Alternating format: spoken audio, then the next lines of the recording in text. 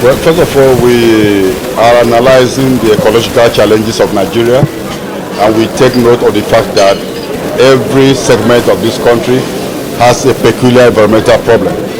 And so it's something that's been democratized. We believe that by tackling the environmental crisis of Nigeria, we can actually unite the nation. Because then we revive the means of livelihood for all Nigerians, and they'll be able to live in clean, safe environment that is suitable for our development. So the alternative we're talking about, number one, is that we cannot keep on depending on extractive ideas of extractivism, believing that we have to dig the wealth out of the ground to be able to survive. The way we've continued with mining and oil extraction has damaged Nigeria to a very large extent.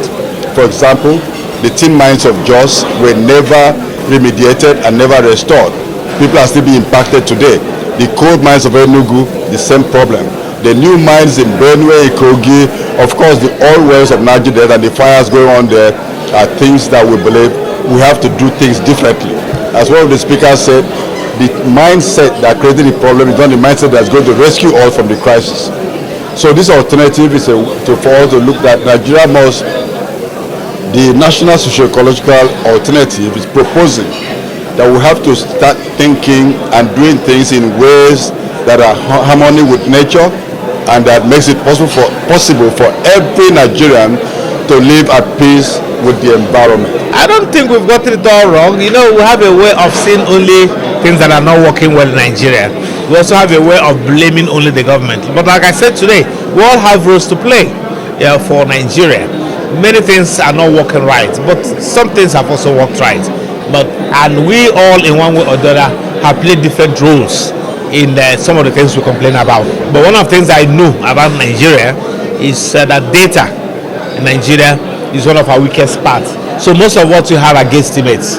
So they believe, and we find in reports, when we aggregate all that, there's a real possibility that losses to the Nigerian agricultural sector as a result of climate change are in trillions.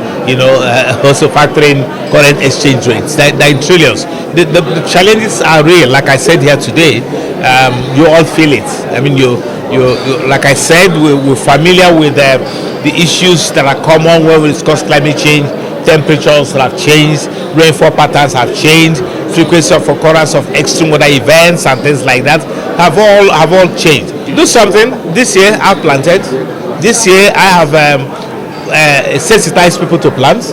This year I've reached out to my friends who have provided financial resources, and I spend them buying farming inputs to farmers to plant.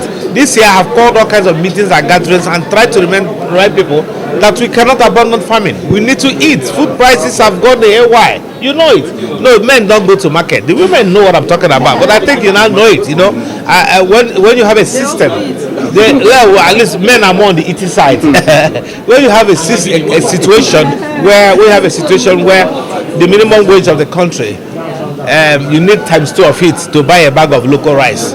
Then my brothers and sisters, the Igbos will say, "Now go cheat." The market, the situation is critical. Yes, I'm from the Niger Delta, and I know the bitterness and pains that we pass through all the time because of the nature of Nigeria, the structural nature of Nigeria, and I think that something has to be done. Otherwise, all these conferences we are holding, solution preferred, etc., it will go nowhere to ameliorate or put an end to the structural problem that this country is facing. It is high time that our rulers should actually come to espouse the realities. If it is the former Czechoslovakia's solution, where the Czech and the Slovakians in 1993, through the Velvet Revolution, agreed to separate. These are possibilities, but we have to sit down and assess what we think is good for us. Otherwise, what we are today, there's no hope.